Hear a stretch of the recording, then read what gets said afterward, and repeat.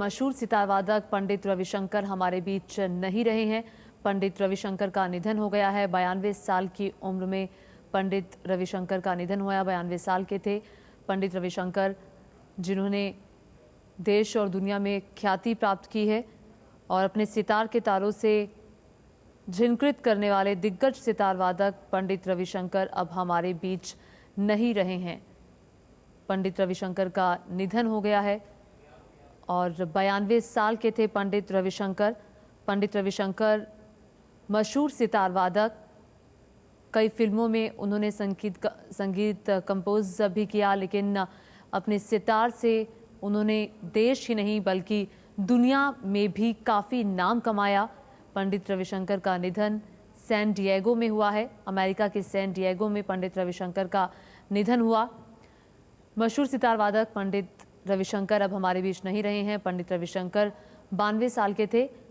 पंडित रविशंकर को पूरी दुनिया में भारत के शास्त्रीय संगीत का सबसे बड़ा जानकार माना जाता था और बतौर संगीतकार, सितार वादक और शिक्षक पंडित रविशंकर का नाम महानतम रचनाकारों में लिया जाता है। महानतम रचनाकारों में पंडित रविशंकर का नाम है। मशहूर सितार वादक रहे हैं, मशहूर रचनाकार रहे हैं और मशहूर संगीतकार भी रहे हैं। तो 92 साल के थे पंडित रविशंकर, जो हमारे बीच नहीं रहे। 7 अप्रैल 1920 को यूपी के वाराणसी में पंडित रविशंकर का जन्म हुआ था। 1986 से 1992 तक राज्यसभा के सांसद भी रह चुके हैं पंडित रविशंकर और 1999 में भारत रत्न से भी सम्मानित किए गए। ये एक बहुत बड़ा झटका है सितार जगत के लिए, न सिर्फ संगीत जगत के लिए भी। इस वक्त हमारे साथ मेरे वरिष्ठ सहयोगी विजय विद्रोही जुड़ रहे हैं। विजय जी, वाकई ये बहुत बड़ा झटका है संगीत जगत के लिए और पंडित रविशंकर का जब भी नाम आता है तो उनकी जो सितार की धुनें हैं वो हमेशा कानों में गूंजने लगती है। वाकई एक महानतम शख्सियत है जिन्होंने देश को बहुत सम्मान दिलवाया है। जी, आप सही कह रही हैं। संगीत जगत के हम कह सकते हैं कि अपनी तरह से पंडित रविशंकर पितामह माने जाते थे। शास्त्रीय संगीत, सितार का जो वो बजाते थे, उससे राष्ट्रीय स्तर पर भारत का जो शास्त्रीय संगीत है, भारतीय का जो इंस्ट्रूमेंटल म्यूजिक है, उसकी पहचान कराने में एक बहुत बड़ी भूमिका निभाई। भारतीय संगीत और भारतीय संगीत का फ्यूजन भी उनके कारण बहुत जगह संभव हुआ। ग्रामी अवार्ड भी उनको मिला। भारत के जितने बड़े सांस्कृतिक जगत के बड़े अवार्ड हो सकते हैं शास्त्रीय संगीत के, वो सब उनकी झोली में गए। राज्यसभा के भी वो 2 बार लगातार सांसद भी रहे, उन्हें मनोनीत किया गया था।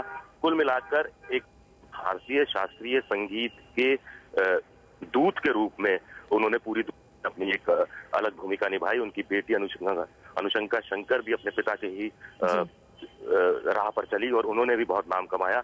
कुल मिलाकर जिस तरह से हमारे यहाँ पंडित भीमसेन जोशी या दूसरे बिस्मिल्लाह खान साहब, इस तरह के जो संगीतकार रहे, जो भारत के अंदर काम करते रहे, भारत की शास्त्रीय संगीत का यही उसका अवलोकन और उसकी तरक्की के लिए काम करते रहे। लेकिन पंडित रविशंकर ने अमेरिका में जाकर भारतीय शास्त्रीय संगीत, भारतीय संगीत को एक नई ऊंचाइयां दी, नया सम्मान दिलवाया, उनका एक पाश्चात्य संगीत से फ्यूजन दिलवाया और उनकी नजरों में भी भारतीय शास्त्रीय संगीत के सम्मान और ज्यादा बढ़ा। इसके लिए भी पंडित रविशंकर को हमेशा याद रखा जाएगा। जी, और अब इस सदी के सबसे महान संगीतज्ञों में से एक माने जाते थे पंडित रविशंकर। तो आप मानेंगे कि एक युग का उनके निधन के साथ ही अंत हुआ है? जी, हम कह सकते हैं एक युग का अंत हुआ है और भारतीय शास्त्रीय संगीत के लिए, भारतीय संगीत के लिए एक बहुत बड़ा झटका और एक हम कह सकते हैं संगीत के वो डिप्लोमेटिक गुरु थे, हम कह सकते हैं कूटनीतिक गुरु कह सकते हैं, जिन्होंने भारत के संगीत को 7 समुंदर पार भी एक अलग पहचान दिलवाई, एक अलग उसकी हस्ती बलवाई और उसका सम्मान करना ये उन्होंने सिखाया।